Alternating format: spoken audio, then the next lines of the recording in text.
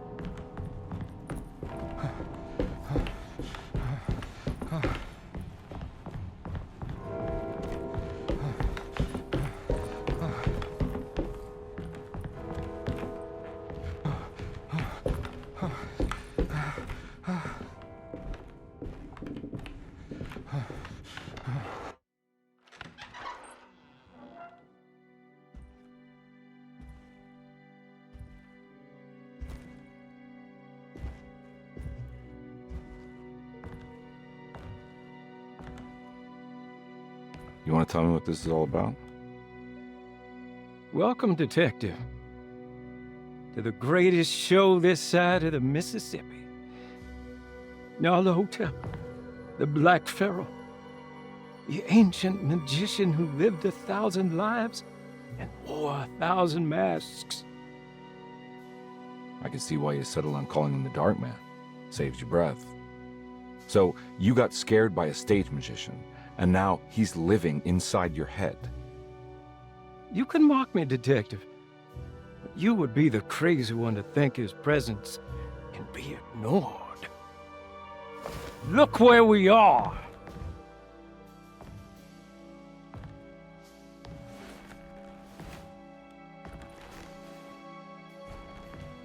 We didn't get to finish our last conversation, did we? You were about to tell me how to break the contract with the Dark Man. No, we can't. We would turn her loose on the world. So many innocent would die. But there is a way to break out of the deal. There is. You offered me a way out. Steps to take. What are they? You'll never find them. They're forever entombed in his sunken desert temple. Jeremy, I'm not your enemy. Tell me where to go. How do I find the temple? No, we can't. I have to make this sacrifice. God damn it, Jeremy. I'm gonna save you. Don't worry.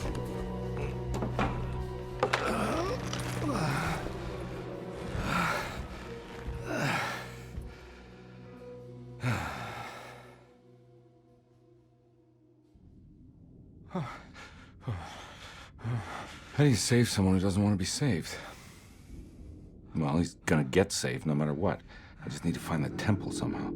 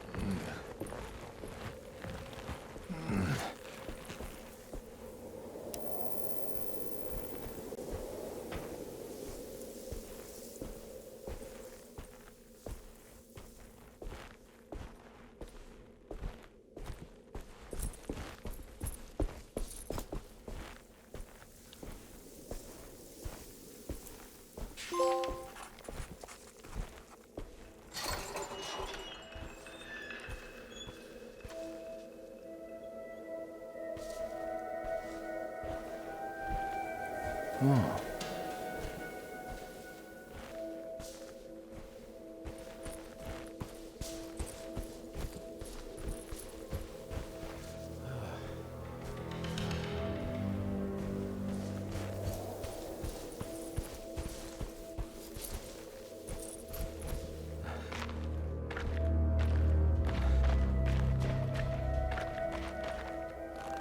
Ugh.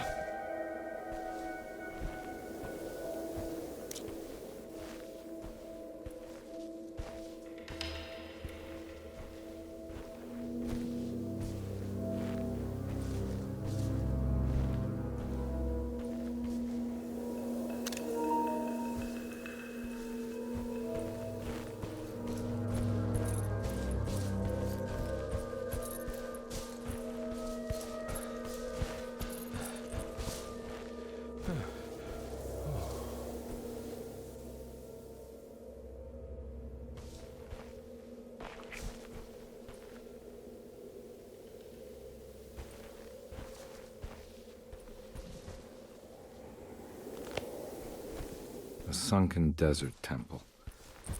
I better get down there.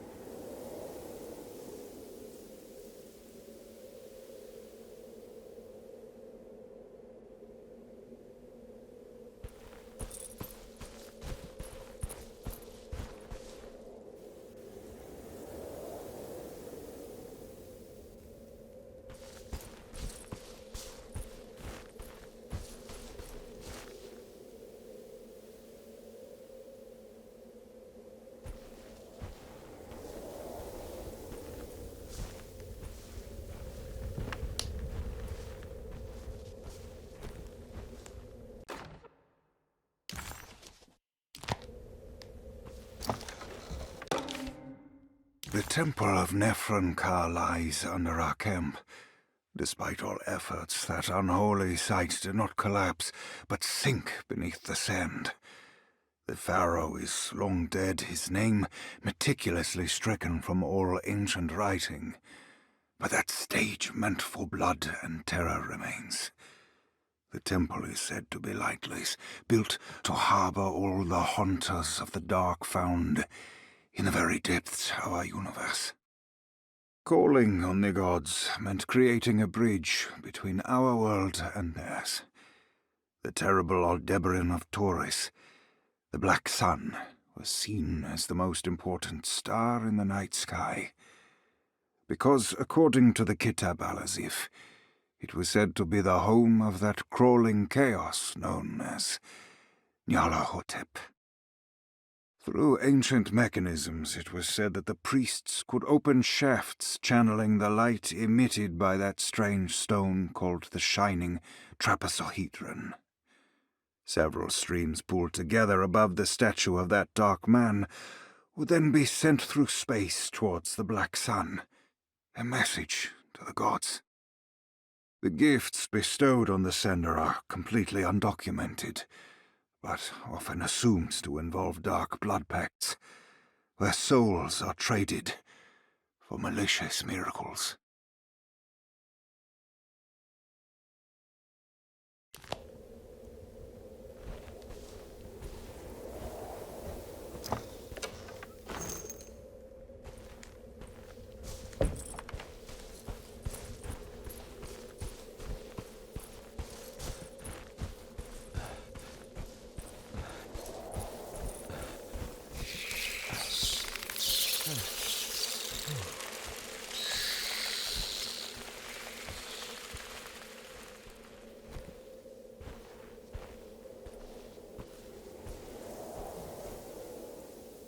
Here we go.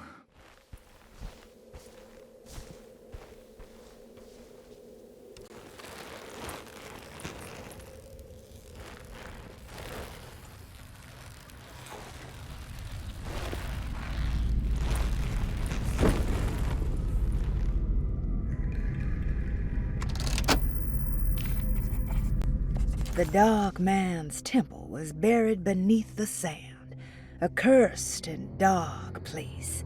Every step felt ill-considered. Carnby needed to find the contract that Jeremy signed with the Dark Man and get the hell out of here before he went completely mad.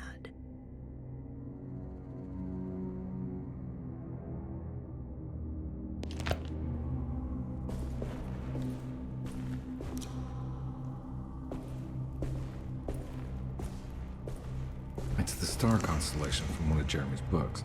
The Taurus. And one star's clearly bigger. Must be important. I got a feeling this is it. This is where the contract is hidden. But how do I get to it?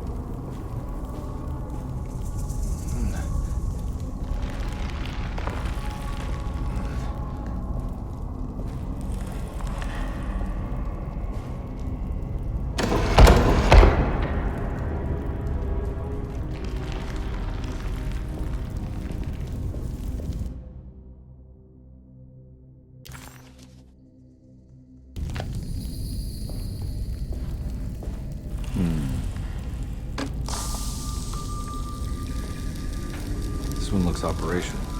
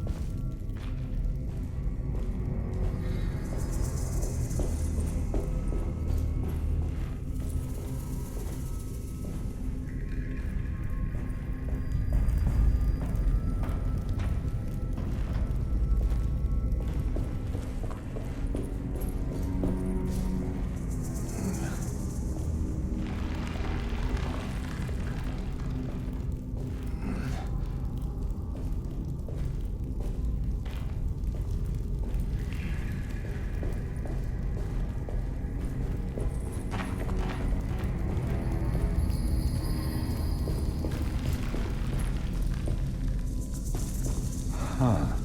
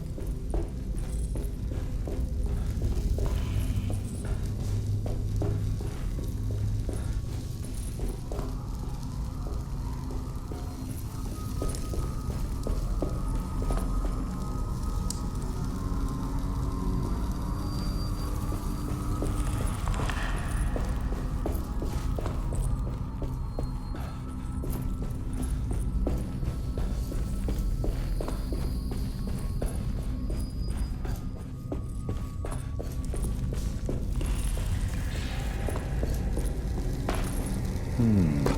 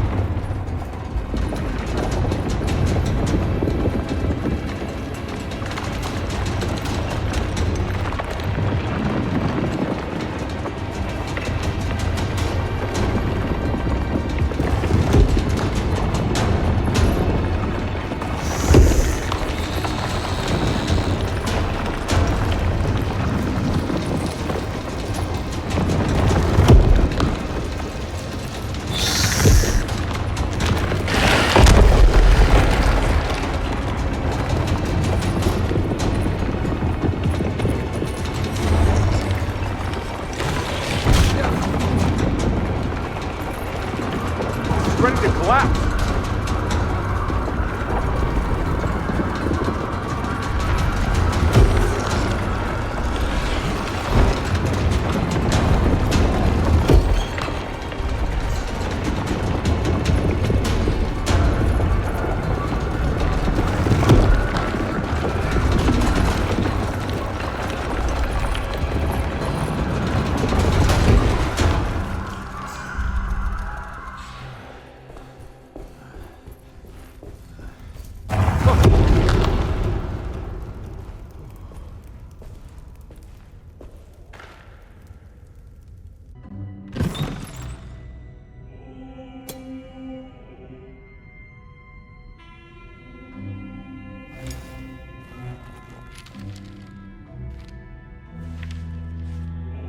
Acknowledge psychological trauma, breakthrough barriers of self-deceit, temper manic behavior.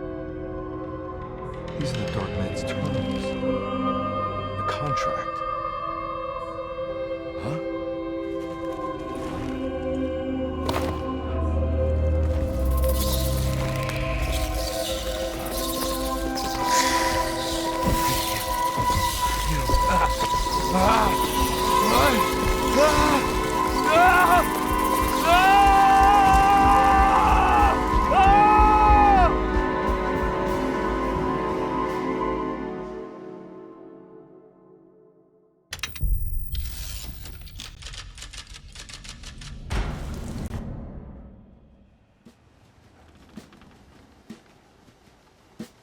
Hey. Hey, detective?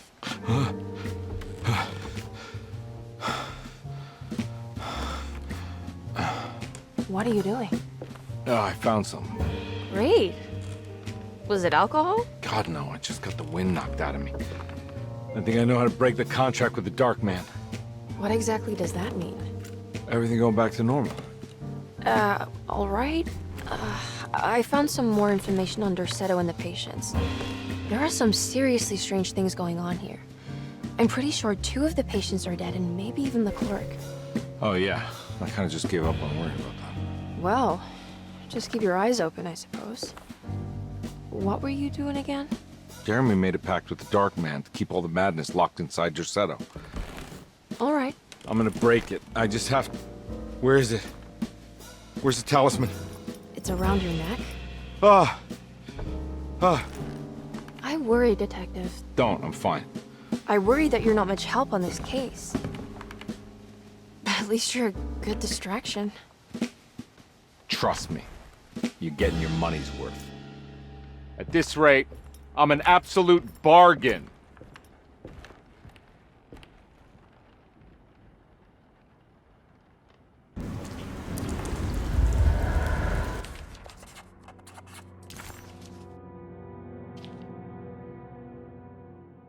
He must first acknowledge psychological trauma in order to proceed.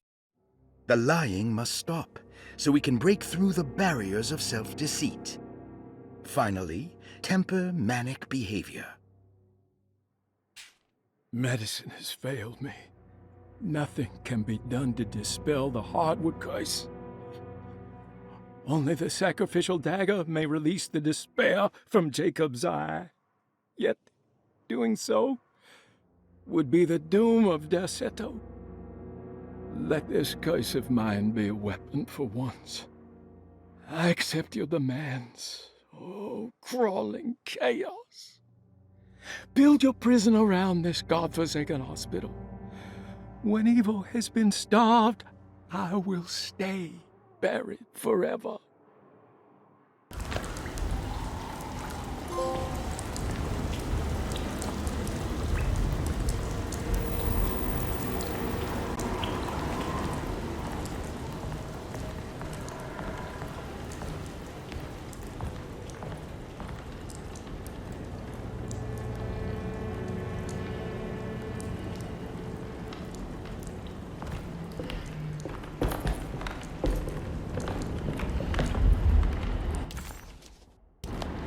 Just what this evening needed. Some ambiance.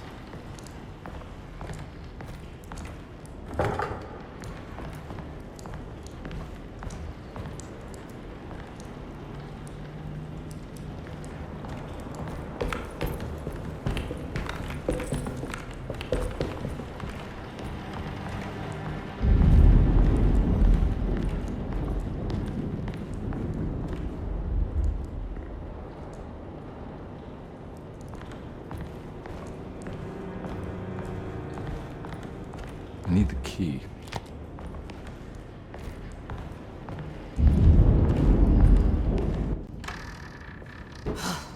Got to be around here somewhere. He wouldn't leave this house. I don't know what to think anymore.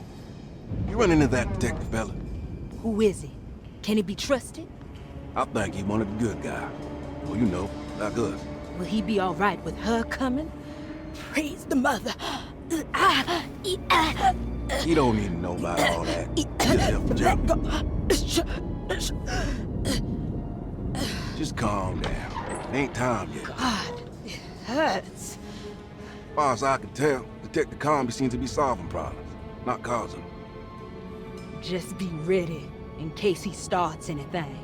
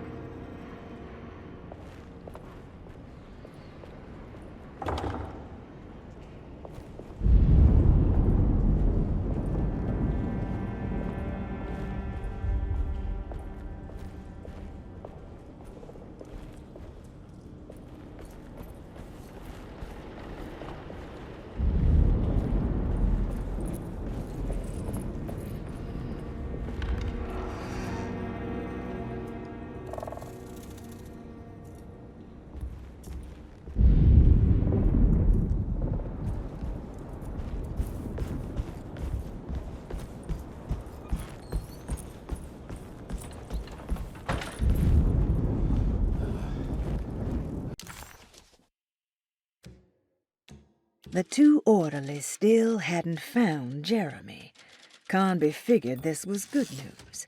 Emily had reminded him about some strange deaths at Deseto, and Carnby wasn't sure who he could trust.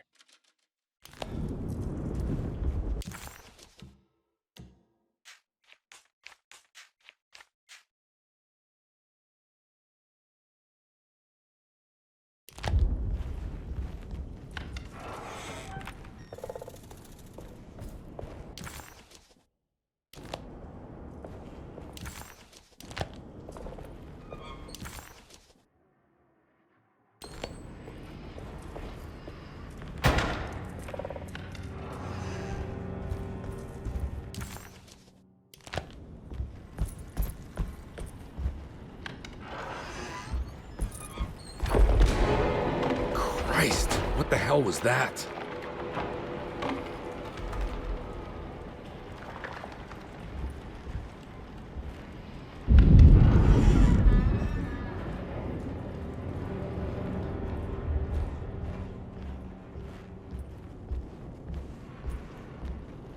It's blocked.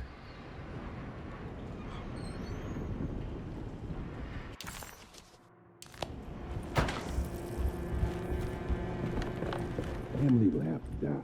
We can't let her rule. I don't want to run into the orderlies right now. Not sure I can trust them. You don't have to worry. Don't worry about it. You know.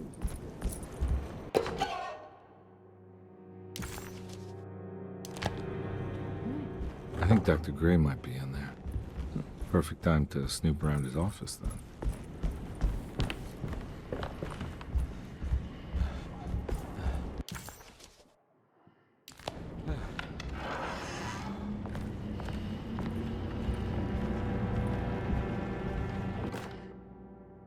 Lunacy and the Astarte Artist Colony, a monograph by Yael Klein. In early 1909, the old Derceto plantation outside of New Orleans was turned into an artist's colony. 3 famous European artists rented the house and the surrounding land from the owner, the Ledoux family. The colony was chiefly run by Sebastian Cortez, who was playfully dubbed the captain by his collaborators, William Arges and Heinrich Kassel. The colony existed for 6 years, until one day all 12 members disappeared without a trace. It is widely believed that their disappearance is connected to the disastrous hurricane that passed through on September 29, 1915, but nothing truly supports this claim. What is known is their frequent participation in New Orleans nightlife, their love for hosting parties, and their elaborate contributions to the Mardi Gras parades as the Pirates of Pontchartrain. Accounts of their lifestyle can be found in almost every gossip column. It can effectively be summed up as carefree and bohemian. In late June 1909, the name Astarte first appeared in the newspapers. Cortez said the name came to him as he was painting. There is never any claim to knowing about the ancient Phoenician fertility goddess with the same name before this time. His fellow colonist Heinrich Kassel did know, because he later produced sculptures that show clear references to ancient idols of the goddess. It's impossible to know for sure how this name suddenly made an appearance, but it is interesting because of Derseto's history. Even the name Derceto is the Greek name of a Syrian fertility goddess. In the case of naming the plantation, Derceto was certainly not an accident.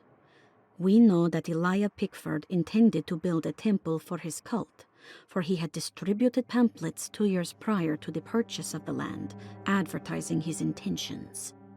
His followers were estimated to be almost 100 men and women, mostly sailors, Maroons, and Cajuns, when the plantation was built. To outsiders, Derceto registered as an ordinary slave plantation, which enabled Pickford and his flock to remain hidden for decades. The official story is that the cult lasted until 1862, when the Union Army came and burned down the plantation and scattered all who lived there. Following the Civil War, new people started to congregate in the ruins of Derceto to invent a new fertility goddess, the Shub-Niggurath. As much as Derceto is a particular name to have heard of, it's not entirely uncommon among the learned. Astarte is equally known and could have been subconsciously chosen by well-read artists. Shub-Niggurath is, on the other hand, very uncommon. Almost impossible that anyone in Louisiana would have heard that name. The name is referenced only in rare books like Unaussprechlichen Kulten and the Necronomicon, and is believed to be a bastardization of Arabic words meaning pertaining to the dark young. The few paragraphs printed on the goddess are so upsetting that no one in their right mind would want to build a religion resting on such qualities. The Shub-Niggurath cult was hard to get rid of, but it is believed that despite the police jailing and killing several cultists over the years, the main culprit in the cult's demise is the cult itself, which seems to line up with every instance of cult activity on Derceto's grounds. When Captain J.W. Norton of the Union Army arrived, he described the people at Derceto as malnourished and maniacal.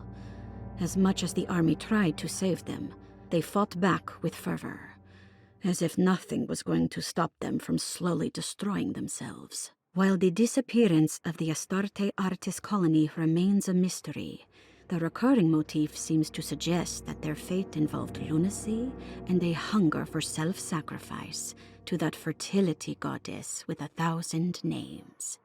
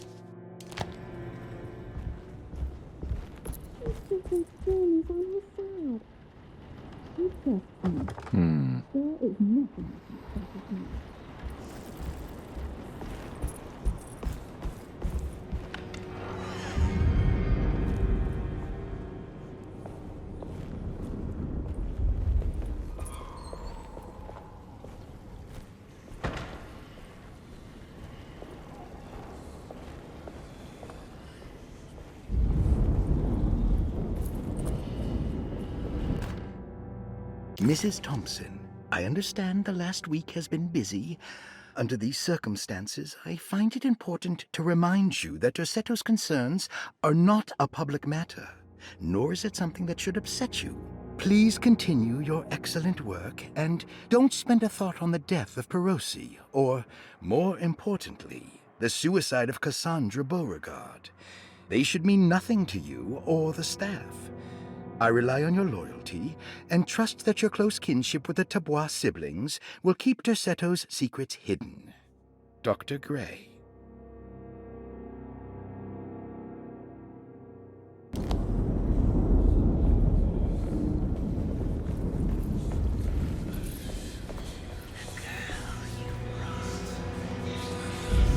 What is that?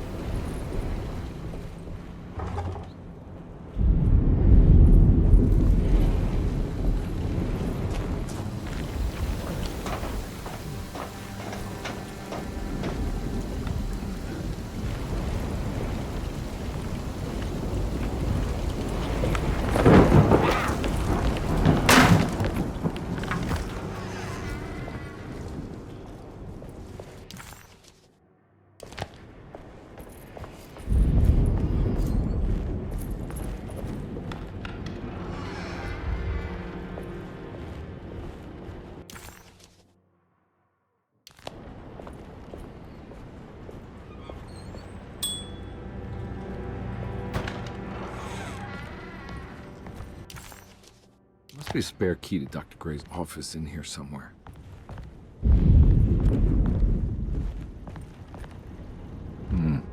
I need the key.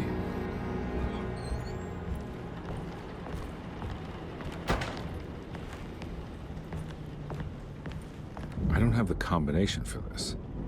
But maybe Jeremy did.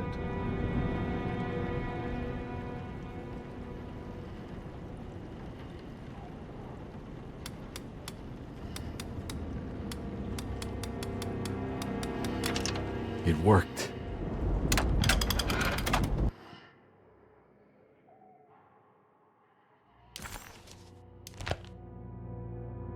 The last guest in the empty room suffered from severe maladaptation.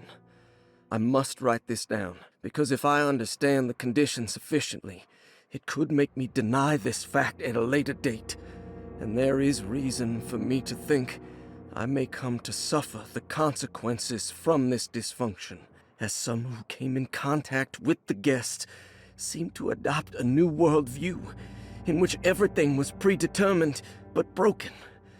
Upon accepting this worldview, some memories became unmanageable and later rejected. I do not know what this means. I cannot even remember the fate of the guest. I think they were simply misplaced one day and forgotten. Just like all documents pertaining to this guest, they have all been destroyed, or they never existed in the first place. Who wrote this? There has never been a guest in the empty room.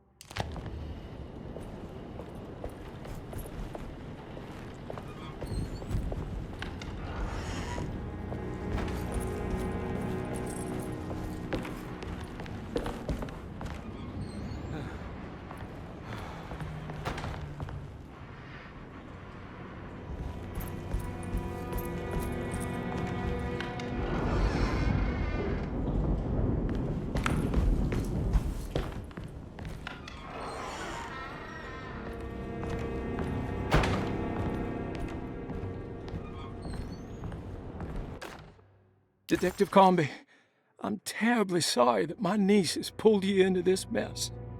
Please, with all my blessings, take her away from this cursed place. I have destroyed that Eater of Worlds and locked it away in the attic and retreated to a place of hiding. Tell Emily I'm safe. Tell her all the lies you can think of to make her listen. Take her back to New Orleans. Sincerely, Jeremy.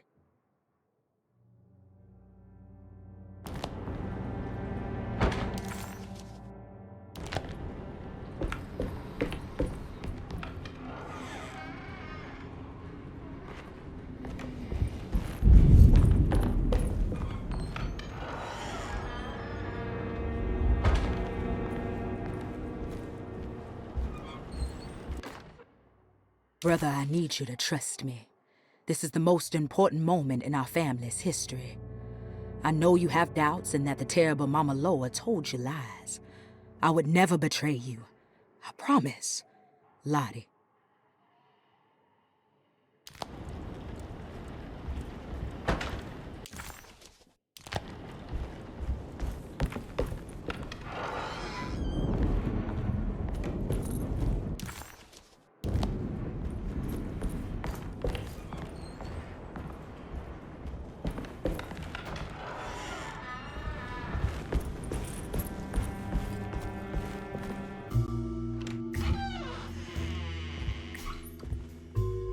Detective Carnby. Good to see you again. Solved your case yet?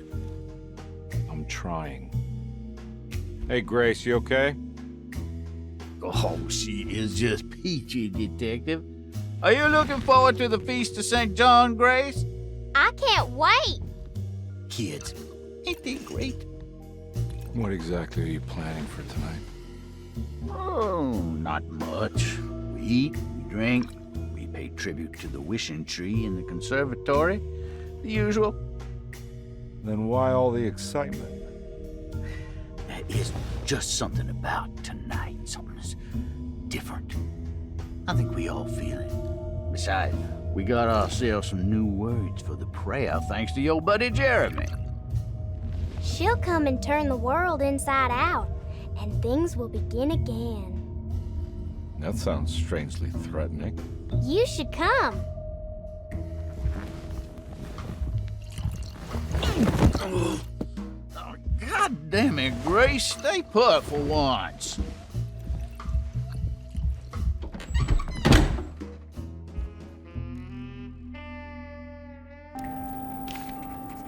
McCarthy was a deadbeat. His mere presence annoyed Carnby. It was like watching the worst version of himself mock him by simply being worthless. While Carnby enjoyed watching the child outplay the drunkard, there was something terrifyingly familiar about Grace. It was taunting him, like he was supposed to remember, but couldn't.